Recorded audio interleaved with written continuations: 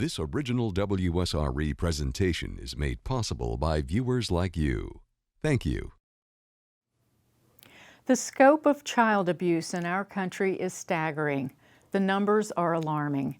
As a nation, we'd rather not talk about it. It's just too sad, but we need to talk about it. And a regional child advocacy group is making sure the conversation becomes action and ultimately transformation. Our topic tonight, From Blue to Better, how the Gulf Coast Kids House is changing lives. In Studio begins right now.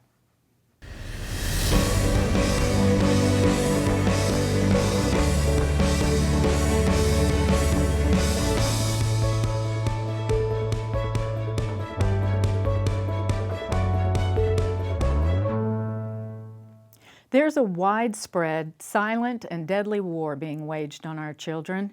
Each and every day in the United States alone, an average of between 4 and 7 children die due to child abuse and neglect. A report of child abuse is made approximately every 10 seconds. Now, many cases go unreported.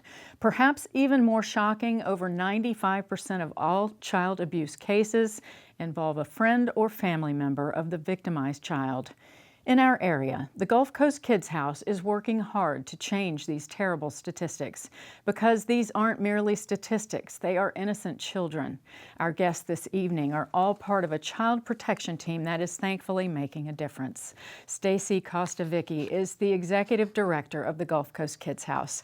Stacy has over a decade of not-for-profit experience. She's been with the Gulf Coast Kids House since 2010 and currently is serving as president of the Florida Network of Children's Advocacy Centers.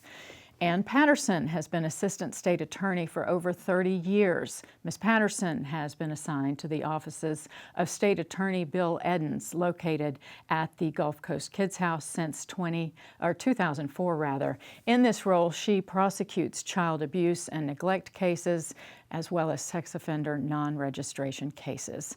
Judge Marcy Goodman began her term as Circuit Court Judge for Santa Rosa County in 2001. The division in which Judge Goodman is assigned includes all juvenile matters. In addition, Judge Goodman is assigned Unified Family Court and a quarter of the domestic violence injunctions proceedings and guardianships. Judge Goodman has been extremely involved in numerous children's organizations and continues to be a very strong voice for young people by continually implementing new ideas and programs. Now, later in this evening's broadcast, we'll also speak with Pamela Anderson, who's with the Department of Children and Families, as well as Dr. Cece Sakon, Child Protection Team Medical Director. But first, welcome to everyone, and we're so glad to have you all here. And we're going to start with Stacy. So, Stacy, I want to have you please tell us what the Gulf Coast Kids House is, what the mission is, and how long you've been around, what led to the center's formation. We'll just talk about all of that. Welcome. Thank you. Thanks for having us. Gulf Coast Kids House is a child advocacy center, which I always say is a fancy way of saying that we've combined all of the professionals and resources that are needed to investigate, treat, and prosecute egregious child abuse cases under one child-friendly facility. Prior to the Gulf Coast Kids House, the way these cases were treated was that children would be forced to go from location to location and would have to repeat their story of victimization over and over again to a variety of professionals, from the hospital down to law enforcement and hopefully prosecution.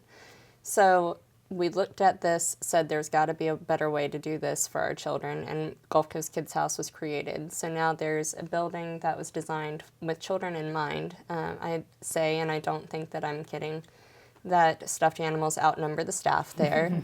Our biggest challenge is to get children to leave after their appointments, but we've got child-focused professionals in one location, and we're doing the work and the collaboration ahead of time so that less of that burden is on children. We've got some pictures of some artwork up right here. How does art come into play in this situation with the children?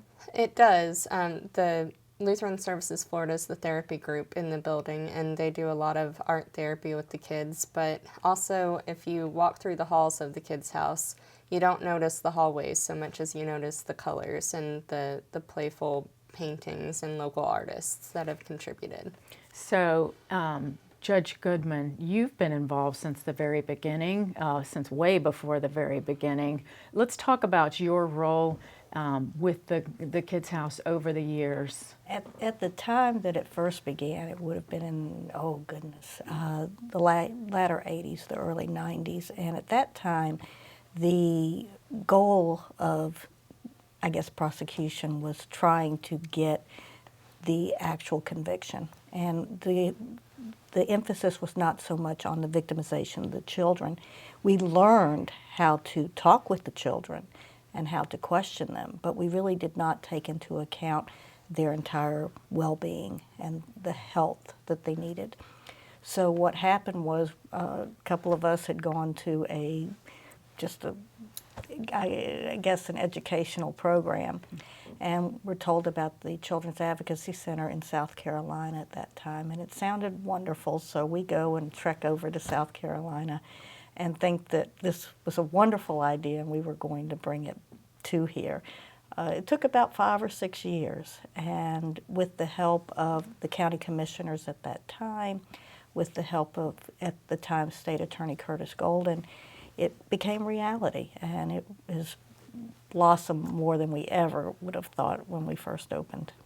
Well, now the Gulf Coast Kids House didn't come around till, Ann, what, 12 years ago? Or tell me how that went from some offices somewhere to this. Kind of expand on what Judge Goodman told us. Well, thanks to Judge Goodman in her committee that started the grassroots effort. By the time I became involved in around 1999, there was already an executive director who had been hired by the nonprofit organization that had been formed, and she immediately started integrating all the agencies that were involved in child abuse and investigation, prosecution, and treatment together. And even though we were still in separate offices, we grew to know each other through her efforts, and by the time we had our building in 2004 over on 12th Avenue in East Hill, we all knew each other. So we basically finally moved under roof, but we already had been working together and integrating our efforts so that we each knew and respected what the other piece did and could see the whole picture. So that once our doors opened in 2004, we had very few growing pains, very few opening pains, and we hit the ground running. And ever since then, it has just been so well supported by the community and has just been able to provide more and more services every year. We hear more and more about it on a regular basis, and I think that's a good thing. Oh yes, I was just speaking to law enforcement recently at a meeting and had to remind them that Kids House now, it used to be we could only take child victims of certain crimes because our resources were only so limited, but now we are able to accept references for any crime of personal nature with a child victim. And law enforcement has access to our interview rooms and to any of the resources that we have in order to commence a case or to help the investigation of a potential child abuse case. Judge Goodman, when you think about this concept and you look back to a time when it didn't exist, it seems so reasonable. It's amazing that it's happening now, but for so long it didn't. Why was that, and how is it better? I think as the science grew and as we as a society and as a community saw the toil that child abuse has on these children and what happens as they grow up, that we as a community and also as a society realize that we need to get behind and put in resources for this. It was, a lot of times it was a silent crime, and people would be afraid to talk about it. Children would be afraid to say who the perpetrators were, and sometimes, unfortunately, the parents did not believe the children.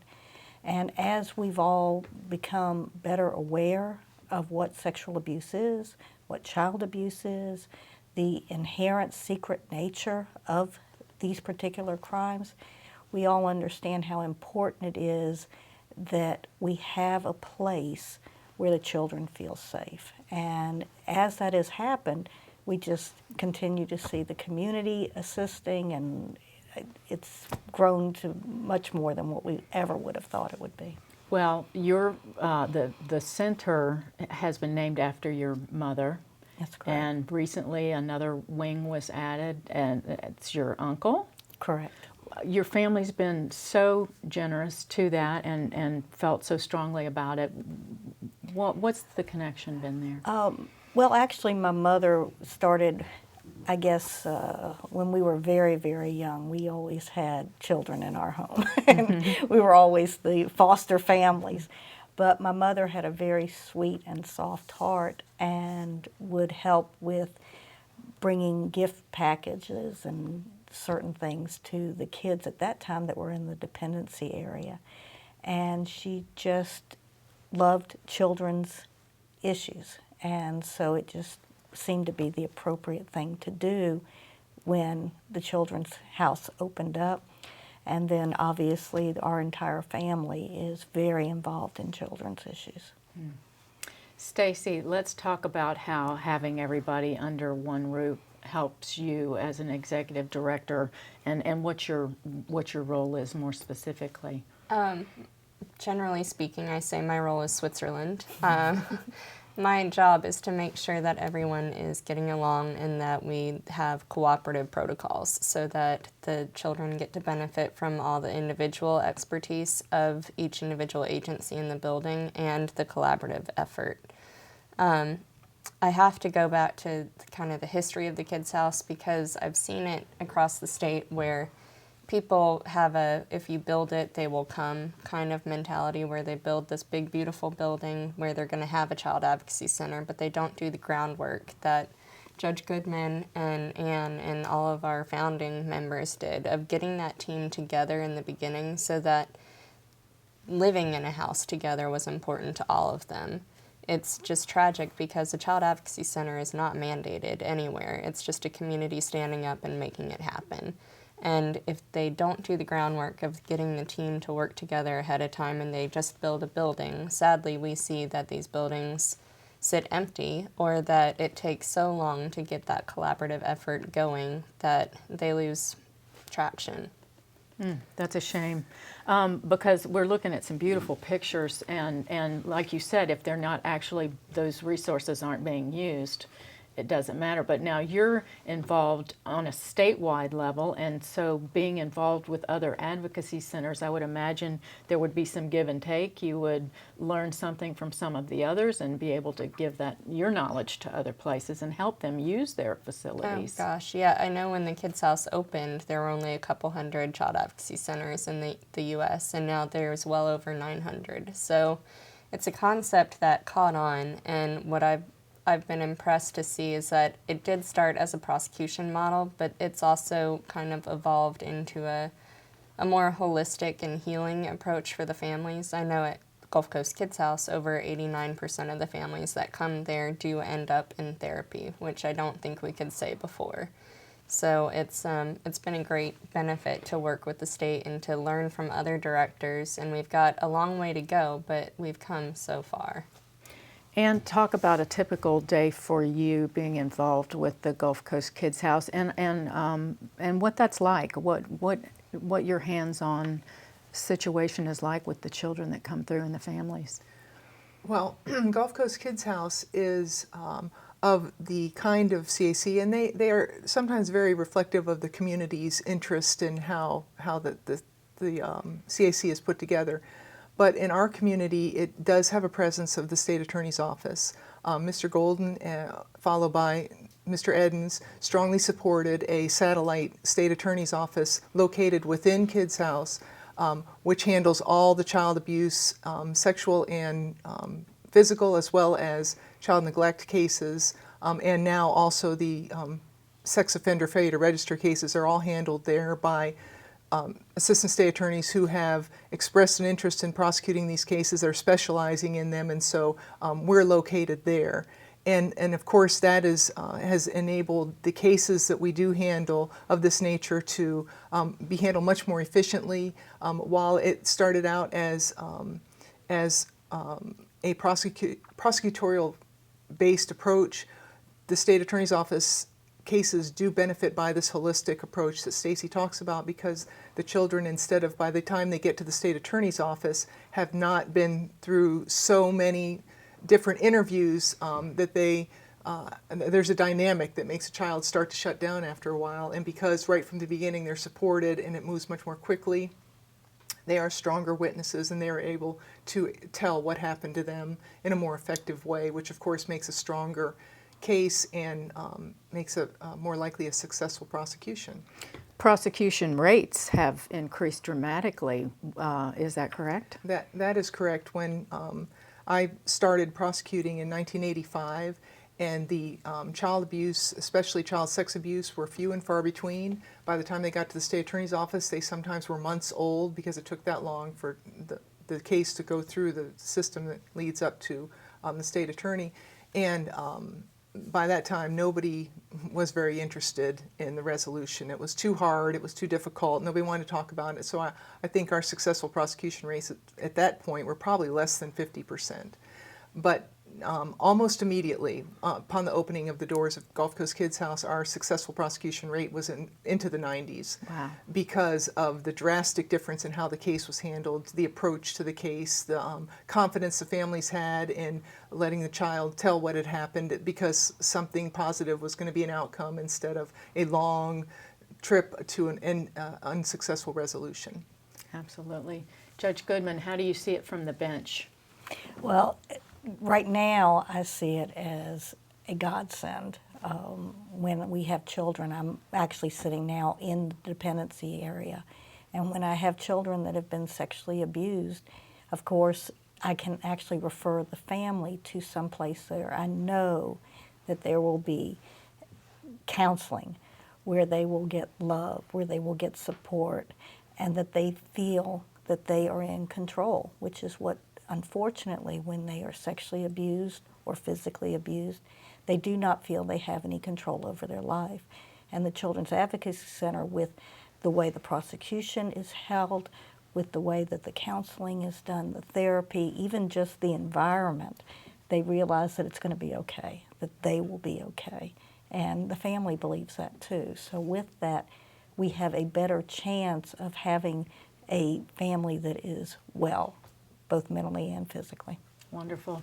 We've just got a few minutes till we go to break, and I'm going to have Stacy staying on with me, but I'd like to address Ann and Marcy and ask you both to comment on how this has made you feel as a life's work, where it was and where it's going, and just, you must feel so passionate about it. Well, 12 years ago, when I ended up being the first assistant assigned out to Gulf Coast Kids House State Attorney's Office, because I had been involved on the board in the development, I would have said I didn't foresee this part. That was 12 years ago, and I can only tell you that, having prosecuted for 18 years before I came out to Kids House, that there are few cases that are more rewarding in the outcome and having a positive outcome than child abuse cases. And it's not, it turns out it's not only the prosecution, the criminal prosecution, but you're part of, a lot of times, just a change or an improvement in a child's life, because what has happened may not rise to the criminal level, but it is something that they needed some sort of intervention, some sort of change. And because we are there, we also get to observe that and sometimes be a part of helping a child's life change without even going to the criminal justice system. And that's what I find the most rewarding, is just the whole environment of Gulf Coast Kids House and what they do. And so that's how I've been able to stay out there for 12 years. I never thought I would, but I have been, and it's just really great being part of that team. Well, thank you for your service. And Judge Goodman, we've got just a quick moment. It's just a legacy, and I never thought it would happen. I am ecstatic that it did, and excited to see the future. And there is still more to be done. Always will be, unfortunately. Right.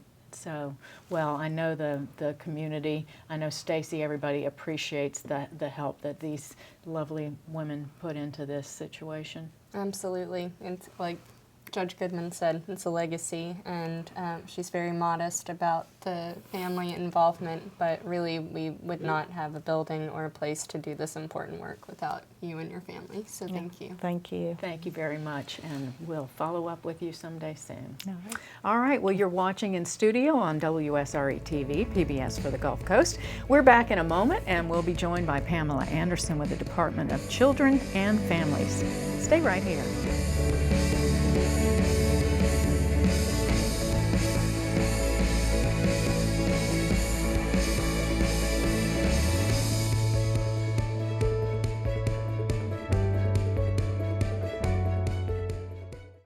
American Graduate is proud to recognize a champion for education.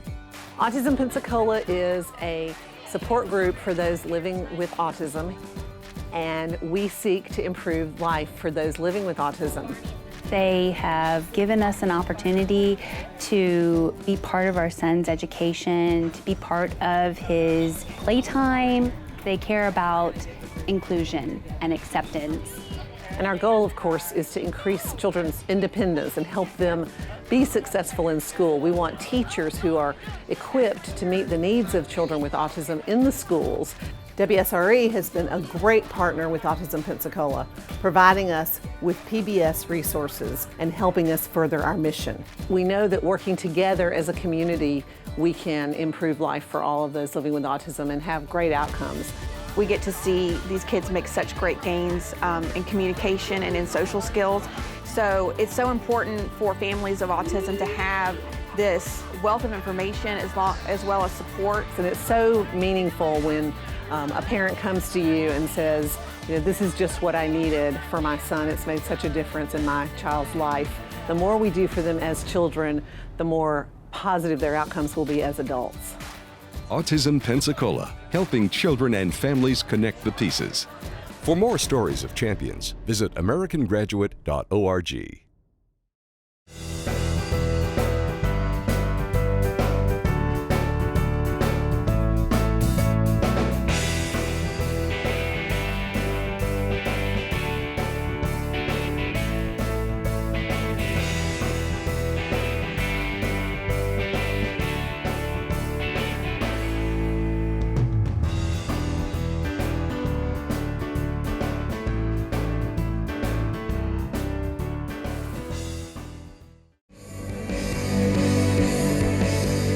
Watching in studio on WSRE TV. Our overall topic tonight, child abuse and prevention.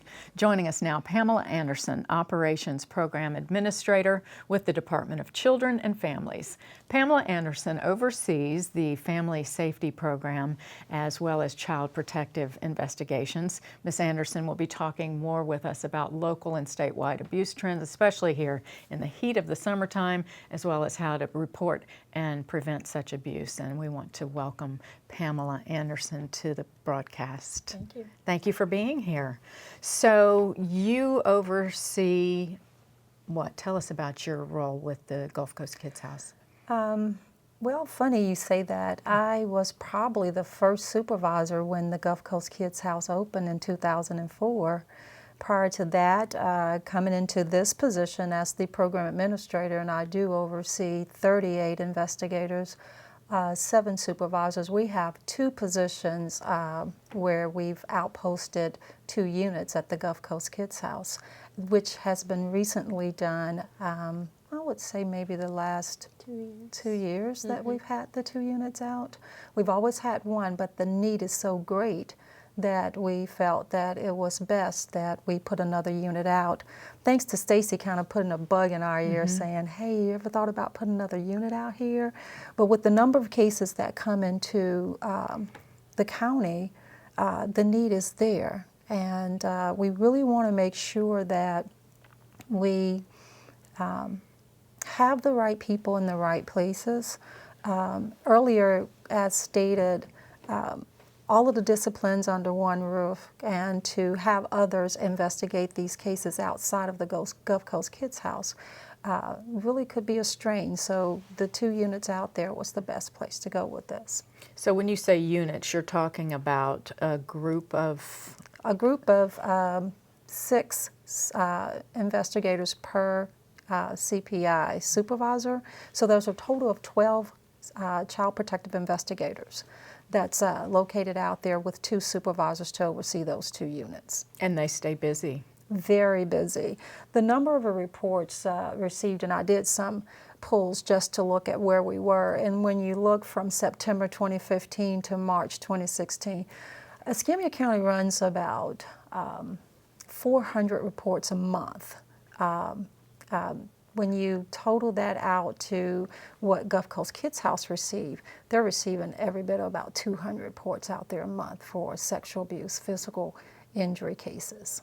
And those are just the reported situations. Yes. So do you ever have to source out more people, bring in more people? Well, of course we do, and that's when other units get involved. Take, for example, now, based on just the number of reports that are coming in, we're in what we call a full rotation. Where's that, whatever comes in, we're all there to assist, and we're not picking and choosing what cases should go to the kids' house, but the investigators that are investigating those cases work closely with all the disciplines that's at the Gulf Coast Kids House. Let's talk about numbers for the year. I know that we've had some local trends. Escambia County is one of the higher Yes, it is. counties Yes, for it is. abuse. And why is that? I think because the circuit itself is a truly close-knit, networking type of community, whereas that reporting is something that we encourage. We have trainings around. We've brought in Tallahassee, the abuse hotline, to come out here to actually complete trainings with providers, different schools. We do multiple trainings ourselves, around reporting child abuse. So our numbers are always high as it relates to reports coming in. Now, there are trends that you see during times where, you're wondering how is it that we're kind of on an even keel or numbers are low. It depends on time of year, how reports come in. Summertime, you really see a spike with the number of reports that come in. Kids are more visible because they're out and about, and you have a lot of people who are very concerned about what they see and how they see it happens. During school time, kids coming back in, numbers are really, really high based on the fact that school's back in, kids are coming in, with injuries. They're complaining about certain things. So our numbers definitely, it's almost like a roller coaster ride. Stacy, and being in school, actually you get more reports? Yes, as Pam was talking about, during the first couple weeks of school getting in session, you have to kind of wait for the educators and administrators to get their feet firmly on the ground, but then the reports just start pouring in because these kids are consistently visible to educators who are concerned, and as Pam was mentioning, maybe they're complaining about not having food, or they are showing up to class dirty, and these reports are being made. Pam, let's talk about so often the non-reports. We've had a board up that says that every adult in the state of Florida is a mandated reporter. Yes. Now that is so true that everyone is a mandated reporter. We do have where people may not call the abuse hotline, but they will call directly to the local office. Most of the times when we receive those calls, we're checking to see whether or not we have history with that family, or whether or not we already have an existing report that may be already open and we're already investigating and working with the family. With those type reports, we are able to go in and we're able to add maltreatments and go back out and do a well check just to see and, do a temperature gauge to make sure if it's anything else that, maybe we've missed, anything we need to follow up on, do we need to make another assessment, and then whether or not do we really just need to help the family? Is it something that they just need? So there's lots of reports that may not make it to the hotline, but it doesn't mean that we're not out there, because if our report's open, we don't have to actually go back through the hotline to add maltreatments. And a maltreatment is our reason for being out there, maybe because environmental hazards or substance misuse, or someone's concerned that the kids are left home alone. So we're able to still be able to go back out, but only if there's an open report.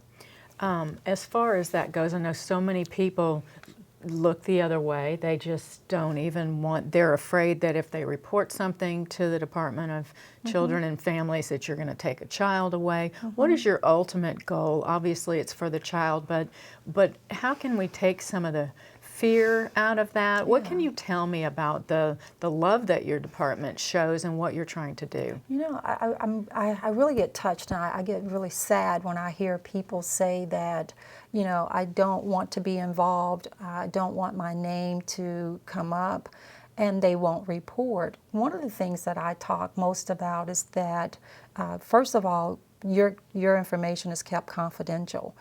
We're not going out saying, by the way, your aunt called the report in. That is confidential information, and we don't discuss reporters' information. We're only out there to pretty much assess and see what the need may be and be able to assist.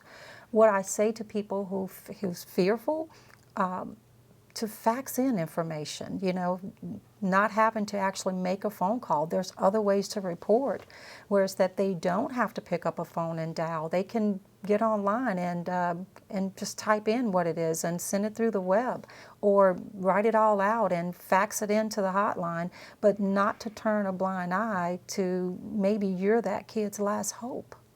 Yeah, you could be saving a life. What about the family members, like maybe a grandmother might get a child and is afraid of disrupting the family? Again, what do you say to those people? How do we help give people some peace about what they need to do in their conscience? I think what we say is, for a moment in time, let's think about what's best for the child.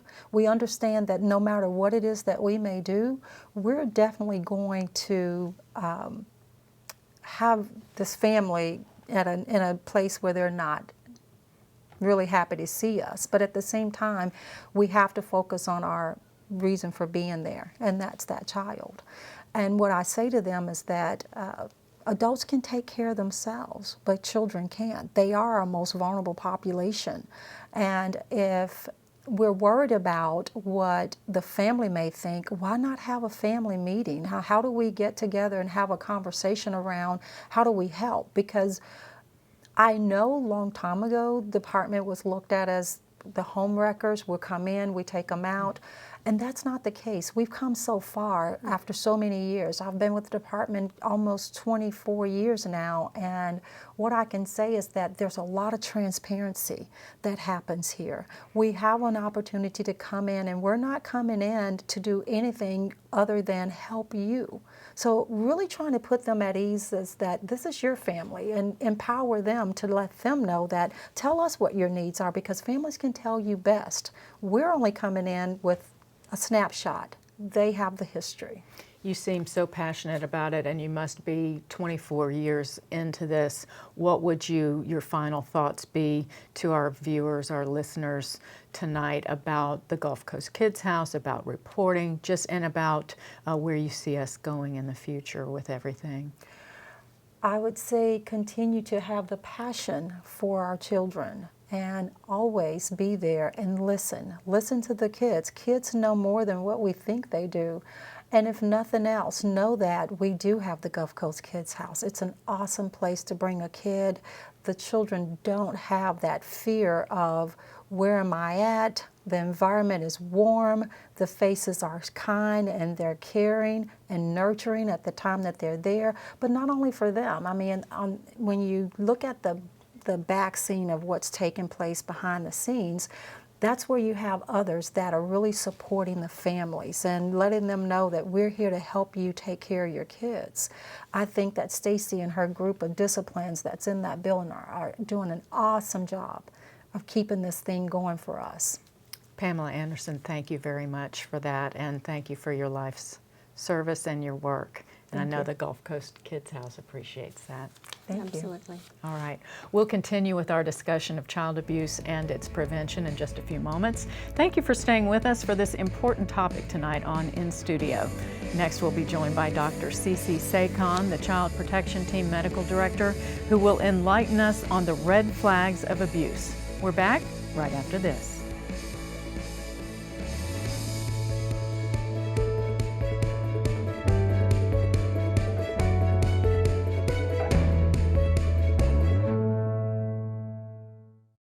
American Graduate is proud to recognize a champion for education.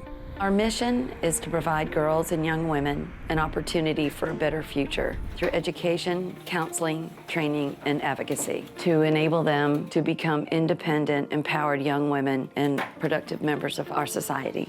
I didn't want to graduate. I was going to drop out, and then I came to PACE.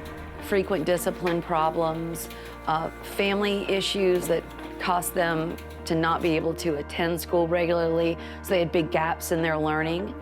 I didn't used to like coming to school, but once I started coming to PACE, it really brought me out to love school. A lot of times we might be that student's confidence until she begins to see her successes and see that she really can accomplish everything that she's come here to do. But education is more than just the academics. It's being able to function in society and be successful there. And we see that with our girls and we love it. Now I'm being a leader instead of a follower. And I have people looking up to me to be the best person I can be. PACE Center for Girls is just a beautiful place to be because amazing things happen in the lives of the girls every day, and we're here to celebrate it. PACE Center for Girls in Pensacola, a positive environment to help young women grow, achieve, and succeed. For more stories of champions, visit americangraduate.org.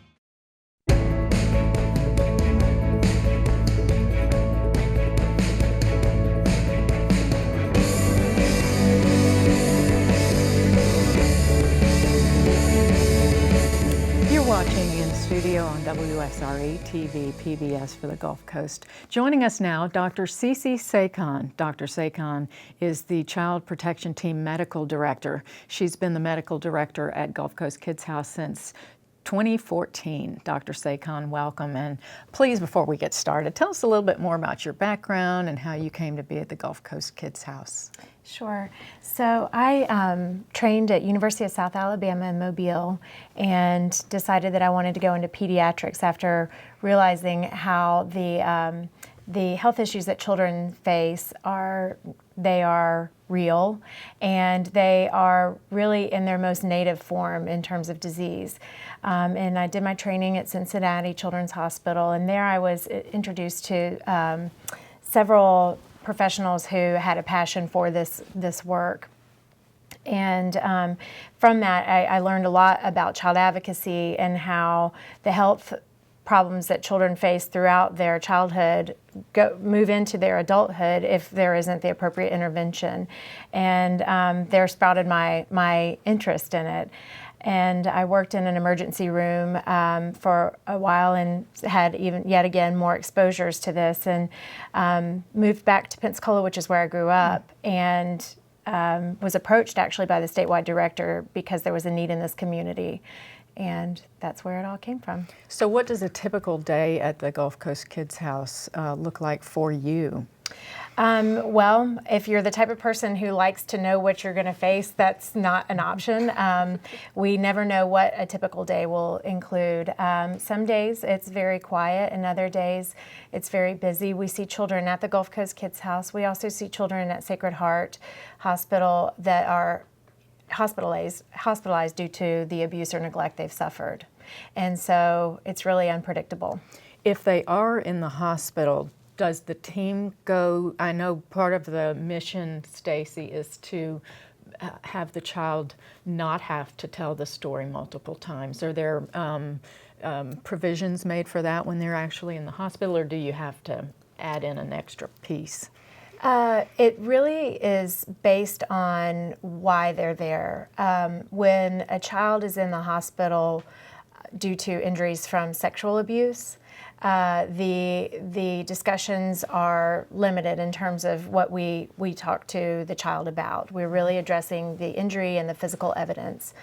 And we wait for them to improve from their condition, and then go to the kids' house at some point later and discuss the history of events that occurred with a trained forensic interviewer, and those are taped, and that allows the child to not have to disclose that story of trauma over and over again. So that's one effort we make to minimize the history. While they're inpatient, another effort that we make when it's not from sex abuse, or maybe it's from physical abuse or neglect, is we go together as a team, myself and our case coordinator, and we get a detailed history, and then that's documented in detail for other professionals that have a reason to have access to it, to learn the finer points of what the child is disclosing. So that would, and then we also talk to the health professionals that are managing the medical issues of that child to, again, minimize how many times the kid has to discuss the traumatic events they've endured. I imagine it takes a special bedside manner of someone such as yourself in these particularly vulnerable situations. It definitely takes a lot of respect for a child who has been through that, regardless of their age, and a willingness to communicate with them on their level in a non-threatening way. And it also takes a desire to just be one with them. And we do that by, we don't just walk right into the room and start talking about their abuse. We talk to them about what grade they're in or how old they are or silly things that they like. We've even been known to sing songs with them. So, we try to establish a rapport before we ask them to talk about painful topics. And these are pictures of the rooms at the Gulf Coast Kids House? Yes, this is our exam room that we, at the Gulf Coast Kids House, when we have a child that is able to be seen at this facility, which is always our preference, then they get to come in this room, and it's difficult to see through that photo, but there are many distractions in that room, which is good. The children need that. They need a break from their painful memories that they're now being forced to confront. We received a grant for something that I had been introduced to when I worked in the pediatric emergency room, which is called the distraction station. Oh, yeah. And it truly is, it's got lights, it's got sound, it's got, and so we take breaks and we don't force them to just, 10 minutes, 30 minutes, hour long, engage in conversations about painful memories. Let's talk about the red flags of abuse, because obviously when someone's in the hospital, they need to be there, and that's pretty obvious. There are some not so obvious signs of abuse. Since everybody's a mandated reporter, let's tell everybody about that. It is tricky, for one, and I think it's important for people to understand that even though they may have been seeing warning signs and, it's not until things got really further into it that they report. I think for one, I think people need to allow themselves to understand it is difficult. It's even difficult for medical professionals. We've had children that have presented for medical care multiple times, and if it's not what you're thinking, then it's hard to know that that's what's been occurring. But we can start with infants. So infants that are not mobile, basically the non-rolling or non-walking or non-crawling child really shouldn't have any bruises at all. And if they do, there should be an accompanying history. There should be some caregiver who had this child during the time that bruise or injury occurred that can tell us what happened. So the other red flag is an unexplained injury. There are certain patterns of injury that are very suggestive of abuse. Ear bruises, almost always in a younger child, correlate to physical abuse. There again, if it's not correlated to physical abuse, there should be a very good explanation of why that injury occurred. Any kind of oral injury in a less than 1-year-old or even a toddler-age child, forceful introduction of pacifiers or bottles or spoons when a child is crying. A lot of times a caregiver will try to, ram a bottle or a pacifier to get them to stop crying. And we call those injuries actually sentinel injuries, which is basically a lot of times a more minor injury precedes a life-threatening injury. So it's important to not ignore these, even though those injuries themselves are not life-threatening, a tear in the mouth or something like that. There's a strong correlation with an injury such as that and a shaken infant, and of course a strong correlation with a shaken infant and child death. So those are in the younger age groups. In the older, now we're in the cruising, crawling, toddler age. When children explore their environment, it's normal to fall and to learn the physics of the world around them, but there's predictable patterns of injury with that. They typically fall forward, so they typically have bruising to the anterior or the front surface of their body. They typically use what they can to get in front of them to brace the fall, so bony prominences, and also the bruising typically occurs over bony prominences because there's more crush impact with those types of falls. So whenever you see bruising on the softer tissue and certainly on the back side of the body, that becomes more concerning. Burn injuries, they can occur through accidental mechanisms, but there's a predictable pattern of burn injury with accidental burns versus inflicted burns. And before I started doing this work, I didn't really have a full understanding of how often people utilize the burn mechanism as a form of abuse. So any kind of unexplained burn injury, any kind of very patterned type of burn injury, you would want to be thinking that. The pattern injuries such as like an implement. So if you see a loop-shaped bruise, there's really not much that can cause that through accidental means. That's typically from a lash mark, from a flexible object such as a belt, a cord, or something like that. If somebody sees something like that, is it better for them to report that even though it could have been accidental? Are there ramifications that are, bad for the reporter? They absolutely should report it. They should. I mean, the way that the analogy I like to give is if somebody sees a car crash, you don't wait until you know all of the injuries inside that car before you call 911. You call 911. These are life-saving measures that people are taking, and they may not realize that because they're just seeing a bruise. But what's known about physical abuse is that there's a pattern of escalation, and until protective interventions are placed, the child's at serious risk. We're getting shorter on time, but what about you're in the grocery store and you see someone abusing someone? Do you have any thoughts on that? That puts people in a situation, they're like, are they just being disciplined, or what do you do in that situation?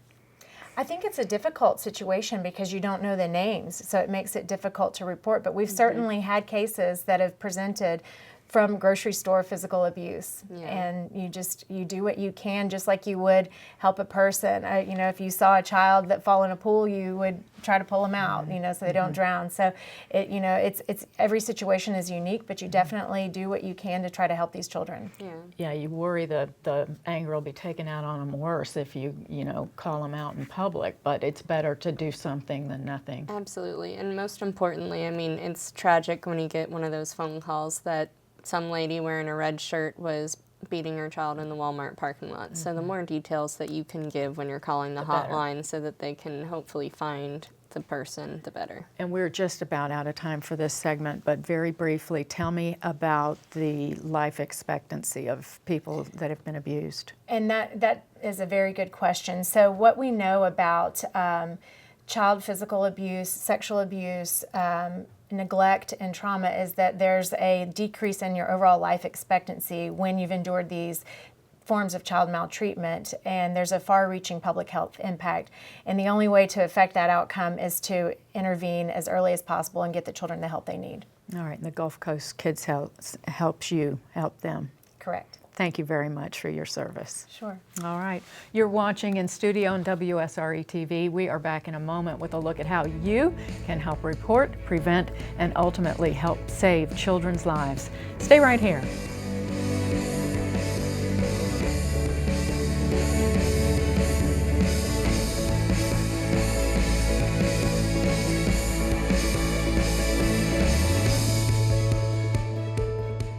American Graduate is proud to recognize a champion for education. Skills USA is a national organization. It partners with business, industry, educators, and students because what we're trying to achieve is to have a skilled workforce. I'm going to school for heating and air conditioning with HVAC, which is where you learn how to work on air conditioners and refrigerators and walk-in coolers and anything to do with refrigeration. Skills USA promotes teamwork, leadership, citizenship, character development, and creates an environment that encourages students to complete their educations and plan a career path. Well, the most rewarding thing is to have students to be successful. Watching students start from in the beginning, coming here from either high school or another college, and being successful within their program, finding that things were a little bit easier going through their program because they had Skills USA to help them to be the best that they can be. So not only are you becoming the best that you can be in your career field, but you're proving those skills in front of business and industry partners that are going to hire you for jobs in our future. Skills USA has helped me really step up my performance a lot more and be the best at my trade that I can be. Skills USA at Pensacola State College, helping students discover a world of possibilities. For more stories of champions, visit americangraduate.org. WSRE Public Television and the Escambia Elementary Principals Association congratulate these Shining Star Award recipients. These students were selected upon the basis of good citizenship and adherence to the core values adopted by the Escambia County School System: equality, responsibility, integrity, respect, honesty, and patriotism. Congratulations to all of these outstanding students. The last time you needed to know, there wasn't this or this. When the last hurricane hit our state, we were there. And today, we're still here. But we're also here. Introducing Florida Storms, a free mobile app from the Florida Public Radio Emergency Network, built just for Florida. With content from the National Hurricane Center and National Weather Service, Florida Storms will alert you to any weather hazard that may threaten you or your family. Florida Storms, download it today.